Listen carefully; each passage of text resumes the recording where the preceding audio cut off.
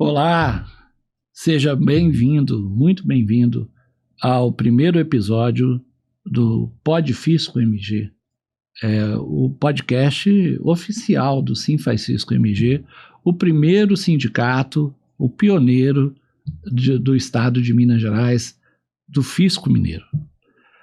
Esse episódio inaugural, a gente vai trazer e vamos falar sobre um tema essencial, a origem e as igualdades entre os cargos de gestor e auditor do Fisco Mineiro.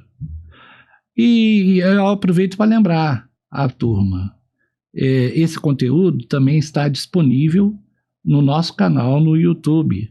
Então, companheirada, turma, galera, se você não é inscrito, corre lá, se inscreve no canal do Sinfaz-Cisco MG, ativa o sininho, né? E compartilhe esse episódio, que vai ser muito legal, tenho certeza, com os colegas, com a turma toda, tá bom?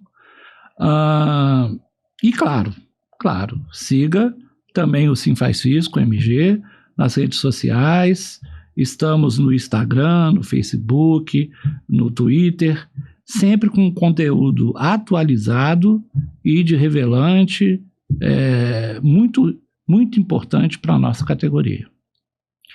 Bom, o Podfisco MG é mais uma iniciativa do Sinfaz-Cisco MG, né? E para valorizar, informar e unir os servidores do Fisco Mineiro. Apresentar aqui o convidado, o meu amigo, o Nadir Gonçalves Júnior, né? E gestor do Fisco Mineiro igual a mim,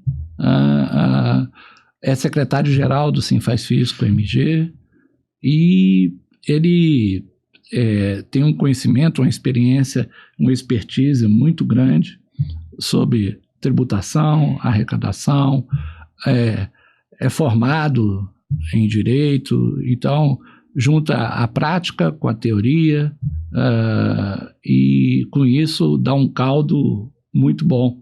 Muito bom a nossa entrevista, o nosso podcast vai ser muito legal, vai ser um bate-papo informal, né? Um bate-papo bem legal, que eu tenho certeza que os gestores e auditores do Fisco, e mesmo quem não é do Fisco, vai ter muito interesse em ouvir, em curtir com a gente e até poder compartilhar isso no dia a dia das administrações fazendárias, das delegacias fiscais, da nossa Secretaria de Fazenda.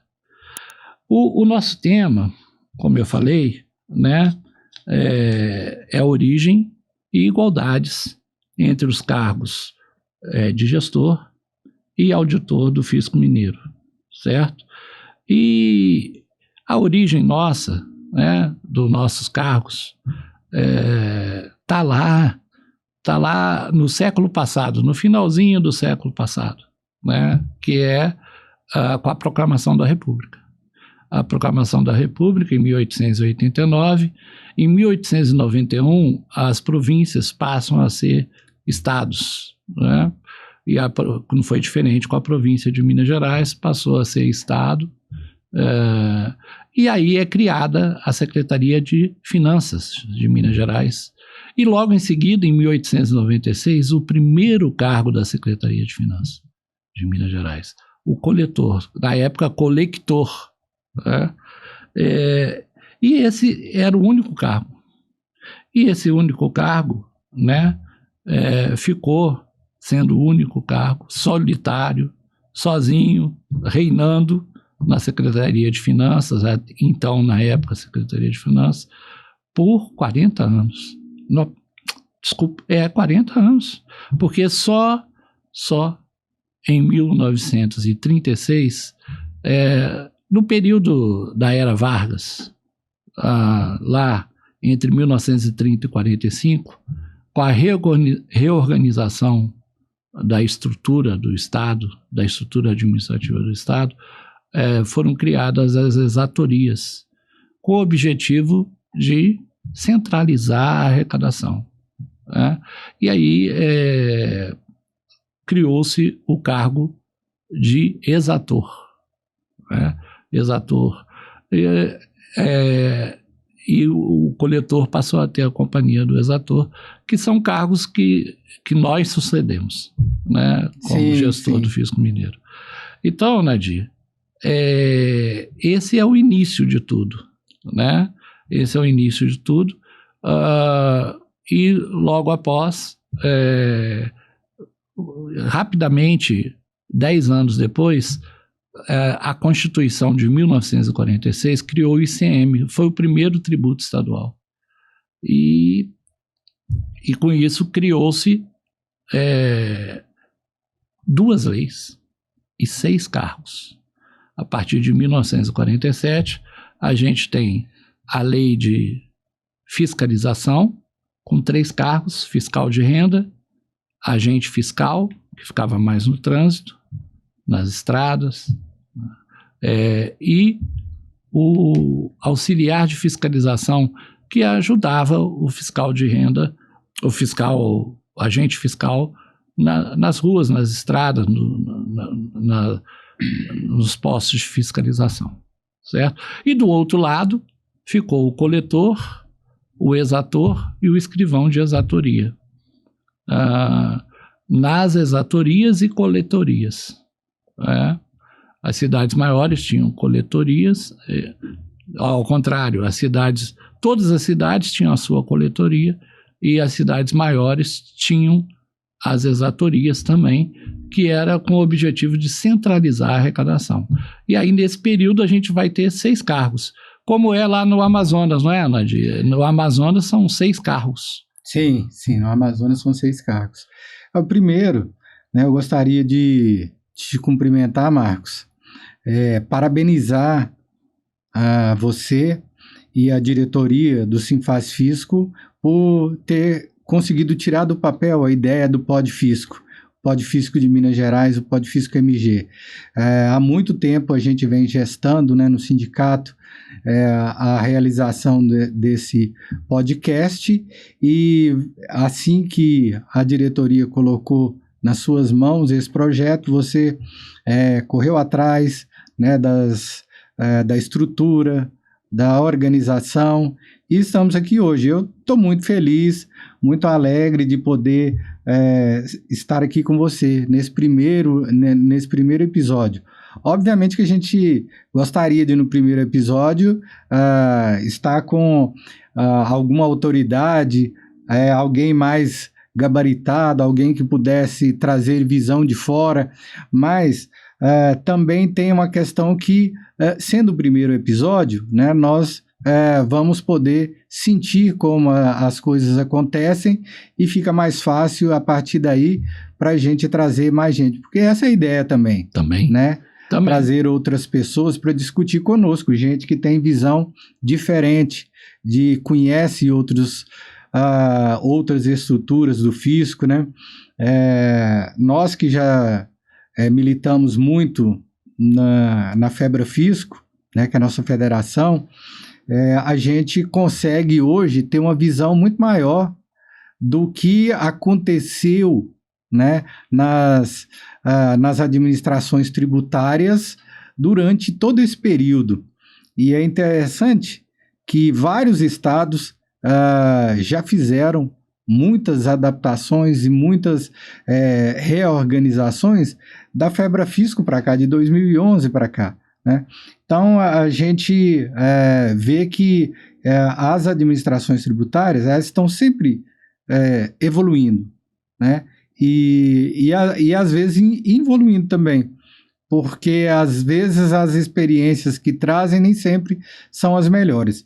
Nós vamos ter agora, né, a PEC 132, que criou aí a reforma tributária, criou o IBS e a CBS, vai exigir das administrações tributárias uma nova reorganização, uma nova reestruturação, e aí, obviamente, que o Estado vai ter uma grande oportunidade de fazer uma Secretaria de Fazenda para o futuro, né? Porque são novos tributos que até então não era conhecido dessa forma pelos fiscais tributários, né? Pelos servidores do fisco e também pelos administrados. E isso vai exigir de todos nós uma força muito grande de adaptação, né? E o Estado ele tem uma grande oportunidade, né, de fortalecer o seu fisco para que essa nova realidade seja aproveitada no sentido de que isso venha se reflita em crescimento da arrecadação de forma sustentada, né, sem prejuízo da sociedade como um todo, sem que a sociedade seja massacrada. Então, eu estou aqui, né, à sua disposição, né, para a gente conversar. Nós conversamos muito a vida inteira, né, sempre debatemos essas questões do fisco.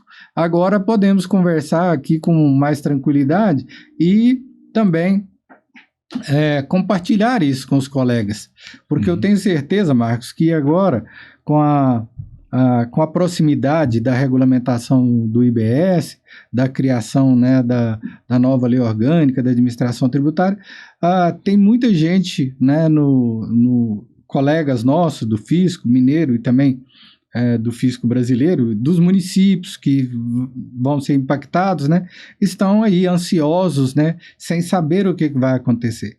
Então, esse Podfisco aqui é um espaço muito importante para que a gente possa fazer isso, debater, trazer as ideias das pessoas, o que elas pensam, as suas ansiedades, o que elas gostariam de ter esclarecido.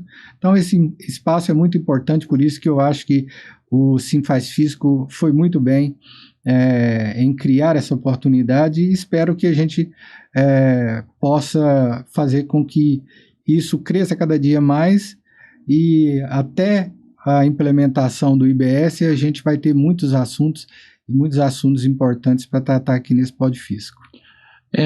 Nadir, muito importante a sua fala, porque é exatamente isso. Esse primeiro episódio do Podfisco MG, ele é assim mesmo, intimista, né? Voltados para nós, servidores do Fisco Mineiro, né?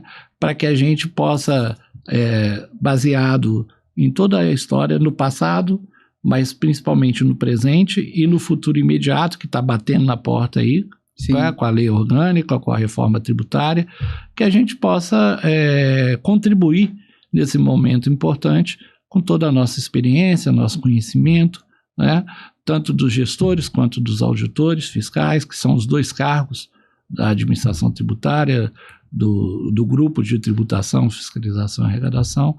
Então, nós temos muito a contribuir e temos o dever de contribuir. Nós não podemos nos omitir, por isso que o Podfisco MG, esse podcast é muito importante, veio na hora exata, né? Num momento de transformação, de reforma. Então, aí a gente está passando rapidamente pelo passado para a gente chegar no presente, que é o que importa, e nesse futuro imediato que está batendo na nossa porta. Sim. A gente teve Eu gostei bastante aí desse preâmbulo que você fez, né, demonstrando os cargos, né, que precederam os que atualmente existem, né, os coletores, exatores, os fiscais de renda, agentes de fiscalização, porque isso faz parte da nossa história e nós vamos poder esclarecer aqui que durante todo esse tempo sempre houve a distribuição de tarefas, às vezes concentrada num cargo, concentrada em outro, às vezes um cargo com maior amplitude de atuação, outros não, mas sempre né, o fisco de Minas Gerais, um fisco sempre muito competente, sempre muito capaz, sempre que trabalha com muita seriedade, e o que nós esperamos, obviamente, é que para o futuro, né, com tudo que nós temos de bagagem na Secretaria da Fazenda, nós façamos o melhor fisco de IBS do Brasil, né, porque nós temos essa condição de fazer isso, ainda mais agora que também os fiscais municipais que poderão trabalhar no IBS, isso será um grande desafio para todos nós, né, eles sejam absorvidos aí de uma forma importante, principalmente naqueles lugares onde nunca o fiscal chegou, né, a fiscalização chegou, porque em determinado momento as coletorias, né, deixaram de ser descentralizadas, né, que cada cidade sempre teve uma coletoria, e de um determinado tempo para cá, as AFs foram sendo esvaziadas, e tudo isso foi causando a falta da presença do fisco no interior. O servidor do fisco, né? E isso agora é algo que é um novo desafio, que vai ter, porque nós teremos o auxílio de muitas prefeituras nessa luta, né? Tem cidade que nunca viu a presença de uma autoridade tributária fiscal, de um servidor do Fisco Mineiro. Agora sim, trabalhando integrados, né? E espero que sejam integrados. Sim.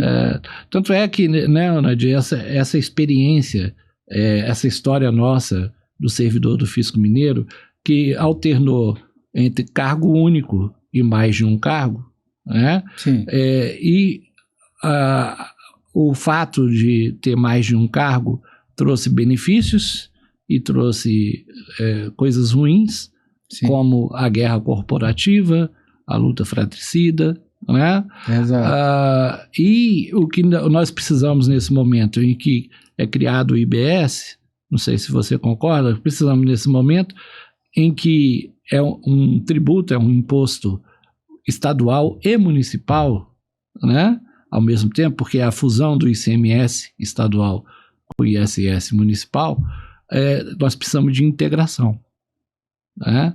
E aí, como é que você vê isso? Unindo esse passado com o presente, com o futuro, sobre essa questão da necessidade de integração, e se é possível a integração com mais de um cargo, se pacifica sendo cargo único, até porque vamos ter outros servidores do fisco municipal trabalhando junto com a gente. Como é que você vê essa questão?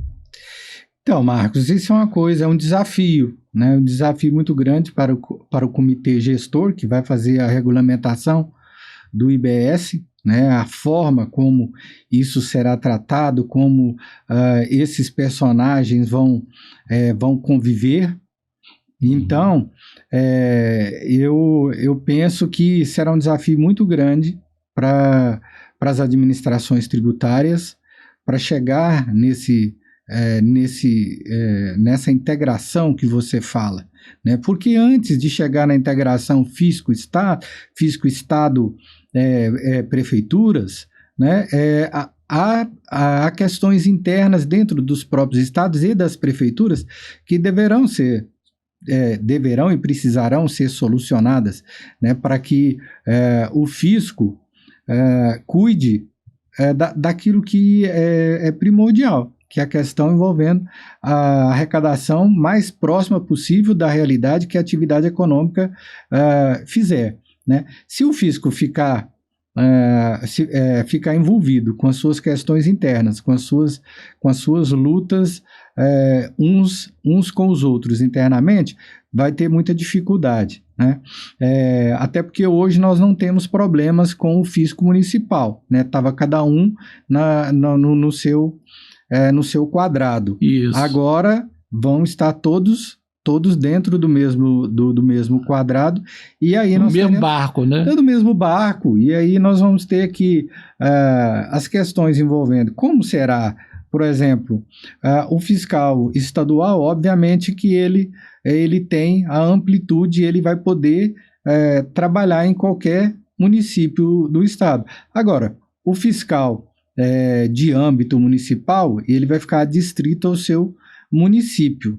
Então, aí, de certa forma, eu vejo uma possibilidade de que os fiscais estaduais, né, eles, obviamente, que têm municípios que não terão as suas administrações tributárias organizadas, porque talvez eles sejam estruturadas, eles sejam menores e tal. Aí, obviamente, que o fiscal estadual vai ter que fazer essas vezes, né, para aqueles municípios. E não é porque ele é pequeno que a sua economia seja pequena. Isso não é relativa a ele. É relativo, porque às vezes tem município que tem uma indústria nele e ele está numa cidade pequena. Né? Tem uma agroindústria, uma destilaria de álcool que traz muito valor agregado, que necessitará da atenção da fiscalização. Então, eu penso que aí está um campo que, de certa forma, mostra que ali vai ter que ser o fiscal estadual que vai trabalhar. Né? Agora, dentro das cidades, né, a gente acredita que talvez o fiscal, né, municipal ele vá ter uma maior atuação ali dentro daquele ramo que ele já era mais presente, afeito, né? Era mais feito, a área que envolve praticamente mais os serviços, né? Então, inclusive assim, a presença mesmo, né? Como vai ter a adoção do princípio do destino no IBS, né? Sim. Vai ser muito importante para a cidade, para o município, a presença do fisco municipal, né? E aí, atuando integralmente com o servidor do fisco estadual, que vai trazer a sua expertise, né? Só tem a tendência do incremento da arrecadação e da justiça tributária, até entre os municípios. O que você acha?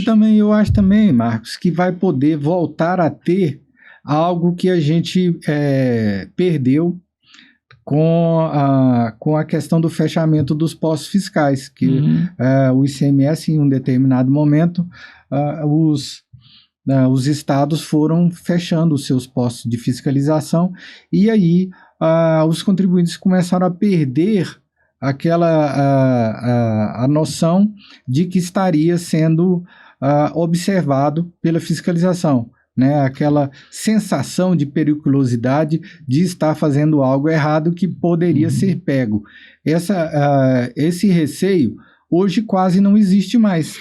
E com a existência do fisco municipal, que está muito próximo, né? E eu acredito que esse fisco ele vai poder trazer essa sensação novamente de risco para aquele que queira fazer algum ilícito e de orientação tributária, né? Para quem anda certo, né?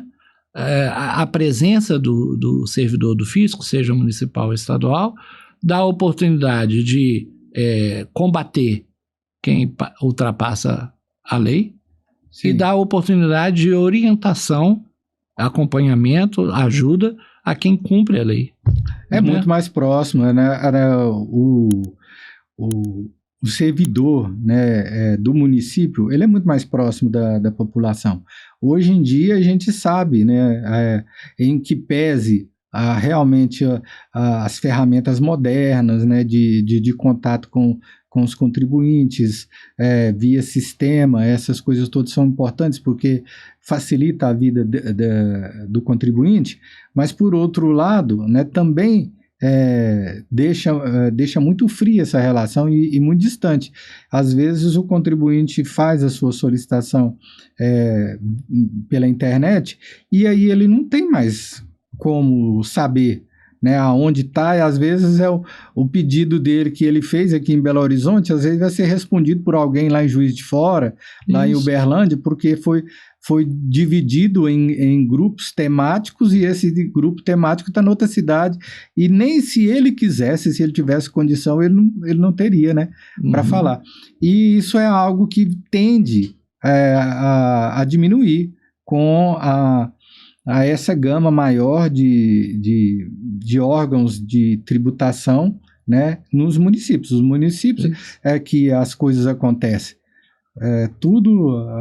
As operações vão acontecer nos municípios e também as necessidades de solução dos problemas também acontecem nos municípios. Então, eu acho assim que o comitê gestor terá um desafio muito grande de fazer toda essa ordenação, né, vai depender de muitas questões, e daí o governo ele não pode demorar muito com a questão da lei orgânica, da LOT. Por quê? Porque precisa de saber qual será a sua estrutura que ele vai colocar à disposição dos contribuintes para que essa estrutura seja tida como referência para as suas regulamentações, né? Sim. E essa regulamentação é o comitê gestor que vai fazer, não tem como ser adaptadas localmente. Isso vai ter que ter uma coordenação muito fina, né? Então eu acho assim que é um desafio grande, mas o governo de Minas, acredito que já precisa ir dando os seus passos no sentido de organizar o seu quadro de pessoal para esse futuro, né? Igual aconteceu no passado, todas as vezes que acontecia alguma coisa, uma mudança relevante, mudança na Constituição, como você falou bem aí, né, depois da Constituição de 46 para a Constituição de 67, a implementação do ICMS, todas necessitaram de uma reforma da administração tributária, e foram feitas, né, para se adaptar e para poder fazer frente às novas mudanças. A reforma tributária sempre é acompanhada e necessária de uma reforma administrativa, de uma reestruturação, né, Ronald? Não tem como. E nós estamos, com essa reforma tributária atual, nós estamos tendo que ter essa reforma administrativa, que é a lei orgânica da administração tributária. Então, e nós já passamos por isso, né, Ronald? Já passamos. Passamos quando a gente entrou lá no final da década de 80, né, que estava recém a lei que nos regia. De 88, né? Constituição de 88.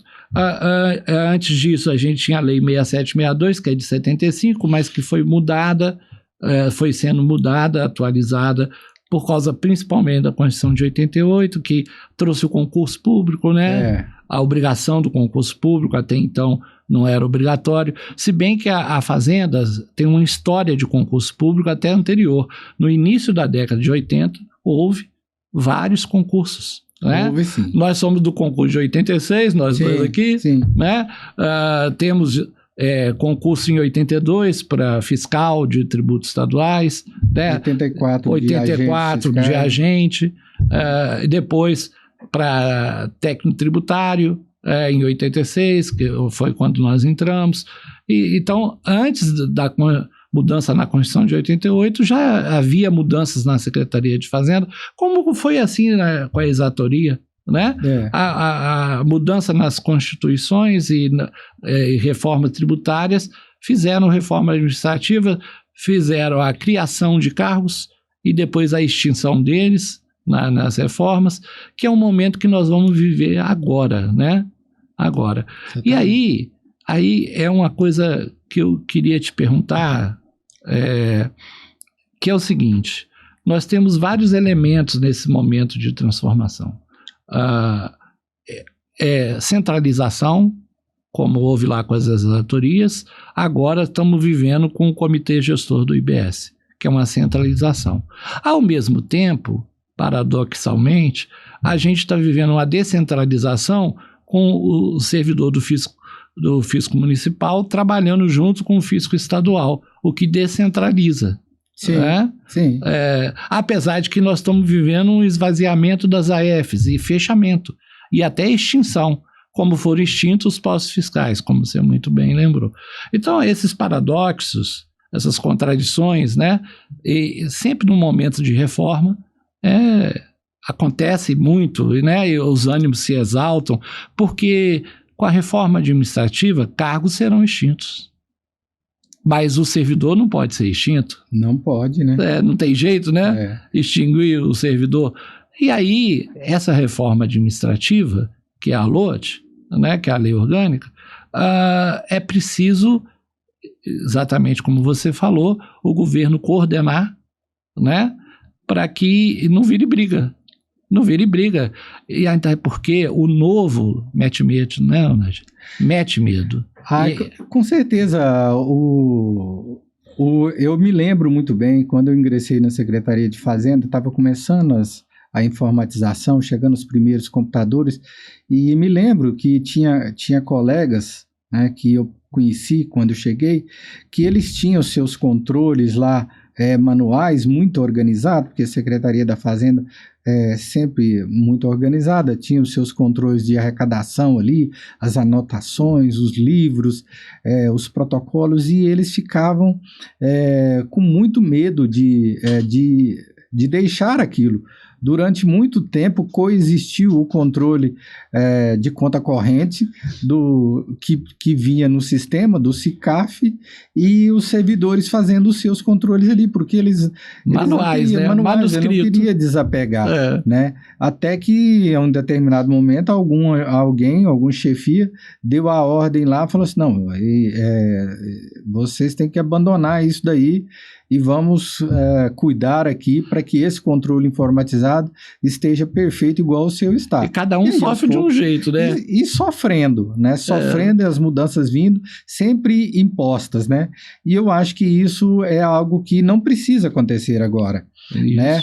Nós estamos muito mais evoluídos, eu acho que a administração tem a condição de fazer algo sem esse sofrimento. Envolvendo as pessoas. Chamando para a conversa, chamando os seus sindicatos, as suas entidades representativas, né, conversando internamente com o grupo de servidores, com as chefias, no sentido de tranquilizar e principalmente colocando aquela premissa, olha, o governo não quer prejudicar ninguém. O governo vai fazer a implementação das mudanças da melhor maneira possível, menos traumática possível, e tem que ter uma premissa de não prejudicar nenhum cargo. Ao mesmo tempo que é no interesse do público, do povo mineiro. Né? Mas casa dividida não subsiste. Então é preciso que seja de mão dupla, né? É preciso que tem a participação dos servidores do fisco, porque nós temos conhecimento, experiência, conhecemos por dentro, né? Sim. E sem perder de vista o interesse público, não pode ser interesse corporativo exclusivo, né? Então, eu acho que é esse mesmo momento. O que você acha do governo trazer a participação de servidores do fisco, dos antigos, dos novos, né? Porque aí fica um caldeirão rico, e que não vem uma coisa de cima para baixo, né? Imposta. Exatamente, eu acho que Pode continuar. Então, a melhor das opções mesmo, porque o governo tem, chamar todos os personagens, né? Os representantes das carreiras fiscais da CEF, né, compor os grupos de trabalho sobre... agora o governo criou diversos grupos de trabalho de regulamentação da reforma tributária. Da reforma tributária em si. Em si, né, no que se refere ao IBS.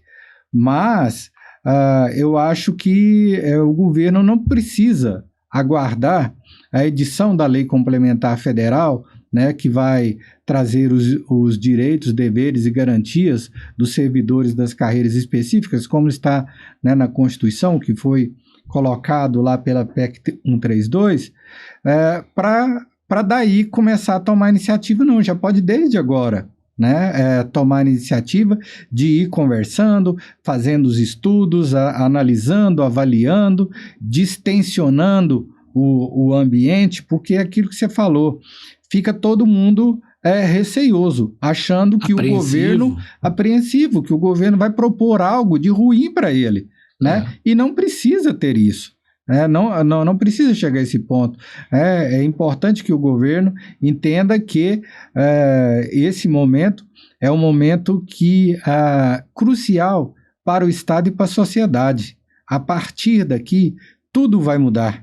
Né? É muito provável que o governo tenha um salto de crescimento de arrecadação inimaginável, que nessa sistemática que nós temos hoje é impossível de chegar, mas com a implementação do IBS, a base tributável vai aumentar muito mais e, obviamente, as receitas tributárias do Estado também sofrerão a sua repercussão positivamente. Né? E esse crescimento da arrecadação, esse incremento da arrecadação virá junto com o aumento da justiça tributária e com a justiça funcional. Esse tripé precisa ter, porque se só melhorar, incrementar a arrecadação, mas sem trazer justiça tributária, ou então sem que haja justiça funcional, o reconhecimento dos servidores do fisco que trouxeram a Secretaria de Fazenda e a arrecadação até aqui, né, vai ficar de pé de quebrada essa reforma. Imagina o prejuízo funcional, imagina a frustração de servidores vendo o Estado se dar bem, o município se dando bem, servidores municipais se dando bem e uma outra categoria se sentindo injustiçada com a implementação do IBS. Isso não pode acontecer, né? Eu acredito que tem tudo para que todos os personagens tenham evolução da situação atual em que ele se encontra.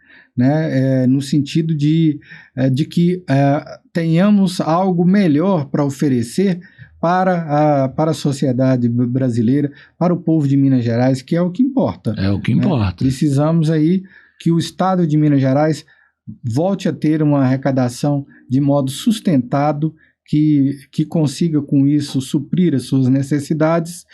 O fisco trabalhou sempre para isso. Né? E acredito que agora será a grande oportunidade que o Estado de Minas Gerais, controlando a questão da sua dívida, né, com a regulação aí através do Propag e a implementação do IBS, o Estado tem um cenário muito mais viável para o futuro. Agora, falando de nós, da nossa casa, da administração tributária, mas para os servidores do fisco, para tirar esse receio, esse ânimo exaltado, esse medo do novo, né, ou de vir a ser prejudicado, ainda mais diante de que quando se tem uma nova lei sucedendo a vigente, a atual, a em vigor, cargos serão extintos, né? E aí tem que ser enquadrados, adaptado à nova situação, ao novo tributo, né, que vem aí. Sim. E aí, eu queria que você falasse, porque existe uma igualdade entre os cargos. Por que existe uma igualdade? Hoje na Fazenda nós temos 4 cargos, né? 2 dentro do grupo de tributação, fiscalização e arrecadação, e 2 na gestão administrativa, que é o técnico fazendário de administração e finanças e o analista fazendário de administração e finanças. E no TFA temos o gestor, né, e o auditor fiscal, que são cargos, na verdade, irmãos siameses, né?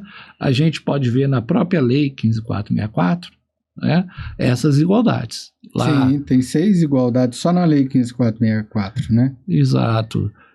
A igualdade pertencer ao mesmo grupo de atividades, que é a tributação, fiscalização e arrecadação. Nos mesmos artigos, né? Estão juntos nos mesmos artigos. O artigo 1º diz que gestor e auditor integram o grupo de tributação, fiscalização e arrecadação. Uma igualdade. Primeira delas, né? Irmãos siameses. Gestor e auditor exercem atividades típicas de Estado. Artigo 4º da nossa lei. Exato. Artigo 4º. Exigência de escolaridade, a mesma. Superior. Artigo 10. Dedicação exclusiva, né? Somos submetidos à dedicação exclusiva por causa do inciso 22 do artigo 37 da Constituição. Temos até igualdades que nunca foram muito implementadas, né? O ditame da remuneração equânime. A política remuneratória equânime está lá no artigo 33. Exato. Entre gestor e auditor, a política remuneratória deve ser equânime. Está na lei. Então, isso deixou para ser regulamentado, né, no regulamento da JEP, e acabou, a gente não conseguiu chegar a um equilíbrio ainda. É uma luta grande do sindicato nesse sentido, embora tenha evoluído, né? Hoje nós temos... Pode-se dizer que o gestor de Minas Gerais, ele tem remuneração de carreira típica de Estado, tem remuneração equivalente a cargos do fisco no Brasil, né? E no Estado também. Sim. Porque se você pegar a folha de pagamento dos gestores e dividir pela quantidade, você vai ver que a média é a média muito próxima ao inicial da carreira do auditor fiscal, né, que inclusive foi contratado 431 auditores há pouco tempo, né? Mas não era bem dessa forma que a gente gostaria que o ditame da remuneração equânime fosse implementado, né? Haveria que ser uma JEP seria mais ou menos, Marcos, igual era antigamente o FTE e o AFTE, né, que você tinha diferença de remuneração no vencimento básico, mas a JEP era a mesma, a gratificação era igual de acordo com a produtividade. De acordo com a produtividade e tal, né? Mas, enfim, são coisas que podem ser solucionadas agora. E temos, né? igualdade também, não só na remuneração, quanto nas atribuições. A Lei 15.464, a nossa atual lei, né, que vai ser sucedida pela outra, ela distribuiu, como são 2 cargos no GTFA, ela distribuiu as atribuições. Então, você tem o gestor de tributação e arrecadação e o gestor TI. Sim. E tem o auditor fiscalização, o auditor fiscal, Sim. com a fiscalização. Em que pese que o gestor também trabalha com a fiscalização, assim como o exator fiscal no passado, né? Trabalhava... O exator fiscal é o exemplo maior disso, né? Que afasta aquela questão de que o gestor não trabalha na fiscalização. A gente pegar a lei antiga de 1968, até anotei o número dela aqui, a lei 5.043. Nas atividades de fiscalização daquela época, né, trabalhava o fiscal de rendas, o auxiliar de fiscalização, e o agente fiscal de rendas e o exator. O exator, ele poderia ser colocado nas missões fiscalizadoras. Esses também eram na missão fiscalizadora, todos eles.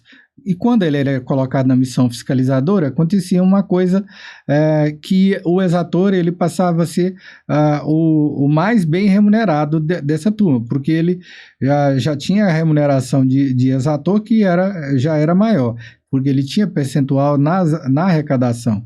E aí, quando ele ia para a atividade de fiscalização, ele precisava de ter mais um incentivo, e o incentivo era a percepção da gratificação envolvendo a fiscalização, que naquela época era permitido um percentual sobre os valores que arrecadado de multas, essas coisas todas aí que envolvia. Então, vem dali, né, que o exator, se ele quisesse, ele trabalhava nas atividades de fiscalização.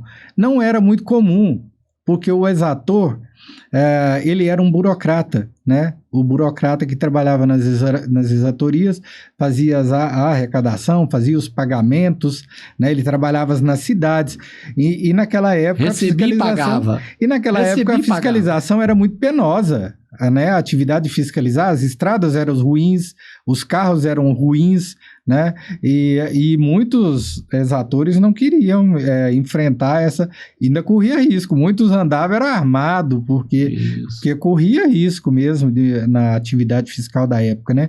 Então vem dali que o exator ele trabalhava na atividade de fiscalização caso quisesse, né? E daí você falou muito bem que depois, em 75, houve meio que uma pequena separação aí, né? Envolvendo essa questão das atividades de fiscalização para o agente fiscal e o fiscal, e exatores que ficaram como os TTEs na época, né, ela que ficavam mais nas agências fazendárias fazendo a fiscalização interna, né? Aí tinha muita questão de IPVA, tinha muita questão de TCMD, né? Tinha até ITBI, que teve uma época que também era nas AFs, né? E então tudo isso envolvia a fiscalização e o lançamento tributário nessas questões. Você lembra que existia um lançamento do ICMS por estimativa? Lembra disso? Né, era claro, né, essa questão envolvendo o próprio tributo, o ICMS, que era feito nas administrações fazendárias por esses servidores. Porque tem alguns mitos, né? Que há confusões, né? E se criam mitos. Não há como fazer arrecadação, a única maneira é através do lançamento tributário, seja de qualquer tipo. Por mesmo automatizado? Mesmo automatizado, tem que ter a presença da autoridade tributária fiscal. Não tem como, né? Então, assim, a gente vê muitas igualdades mesmo, e o bom dessas igualdades é que vai servir para a integração, não só do fisco estadual, como do fisco municipal. A gente já está chegando para o final, né? E aí, eu queria, Nadir, que você, dentro dessa questão, somos iguais, somos irmãos, devemos ser fraternos, devemos, porque se somos irmãos, a necessidade fraterno, porque isso traz unidade, traz união, né? Então, nesse momento aí de transformação, né, onde a Lei 15.464, nossa, a vigente, ela está para mudar, ser sucedida pela LOAD. A mensagem sua aí para acalmar os ânimos da companheirada, né? Dos servidores do fisco estadual, né? E para encher de esperança mesmo, para esse futuro aí imediato, tão próximo, né? Para a gente poder realmente fazer uma reforma que atenda a todos, ao povo mineiro, ao governo, à administração tributária e aos servidores do fisco. Então, eu queria dizer aí para os colegas do fisco mineiro que nós não podemos perder o bonde da história. Existe essa oportunidade única da gente resolver todos os problemas que afligem as carreiras, o fisco de Minas Gerais. Nós já tivemos aí, desde 2005, 20 anos de vigência da Lei 15.464, nesse modelo. Nós conseguimos já detectar aonde foi bom, aonde não foi bom, aonde deu problema, onde pode melhorar, né? Então, nós temos a grande oportunidade, né? A Lei Orgânica da Administração Tributária vem aí, e a administração, né, nós esperamos que o seu secretário possa fazer com que os grupos internos sejam chamados a colaborar com a construção dessa lei orgânica a várias mãos, né? Com a participação de todos os integrantes, todos os personagens do Fisco de Minas Gerais, para que todos possam, ao final desse processo, saber que a situação que coube para si era a melhor possível, era a que mais poderia se adaptar à sua situação e, principalmente, levando justiça. Que ninguém saia desse processo depois se sentindo prejudicado, que ninguém saia desse processo achando que foi injustiçado, que a lei não foi bem consigo. Por quê? Porque todos devem ter a oportunidade de participar, debater, discutir, levar suas ideias e chegar àquilo que for de consenso, aquilo que for melhor para a sociedade mineira, para o fisco de Minas Gerais. Então é isso aí. Eu entendo, Marcos, que a LOAT a lei orgânica da administração tributária, ela é do fisco. E o fisco precisa participar, né, dando as suas opiniões, dando as suas sugestões e dando as suas colaborações. Eu creio que dessa forma nós teremos toda a oportunidade de sair de todo esse processo sem nenhum tipo de trauma, muito melhores do que entramos. Queria te agradecer também aqui pelo convite de participar desse primeiro PodFisco, com uma alegria, né? Histórico, uma alegria muito grande para mim. Desejar todo sucesso aí para vocês, né, nos próximos episódios. Muito obrigado, viu? Eu que agradeço. Nossa, sua experiência, seu conhecimento profundo aqui da Secretaria de Fazenda, da Administração Tributária, só enriqueceu esse primeiro episódio do PodFisco MG, né? Esse podcast do Sim Faz Fisco, essa iniciativa nossa, e vai ser o primeiro de muitos, com certeza, né? Certamente. Nós temos muito assunto para debater, e aí contamos com todo mundo que vocês participem. A participação os colegas podem até fundamental. sugerir, né? E também é importante, às vezes, algum outro colega que queira participar, porque tem muito colega que gosta de fazer sugestão, né? De dar ideias e dar sugestões, né? Se coloca à disposição, vem aqui bater um papo com você e colocar para fora essas sugestões. Convite, né? Muito bom. Nós temos aí muito servidor muito bom para poder trazer ideias para nosso presente e para o nosso futuro. Então, agradecer a todo mundo e, gente, fique ligado aí, renovamos o convite para assistir, compartilhar esse primeiro podcast e os futuros, tá bom? Um abraço a todos. Valeu, Marcos, um abraço e tudo de bom.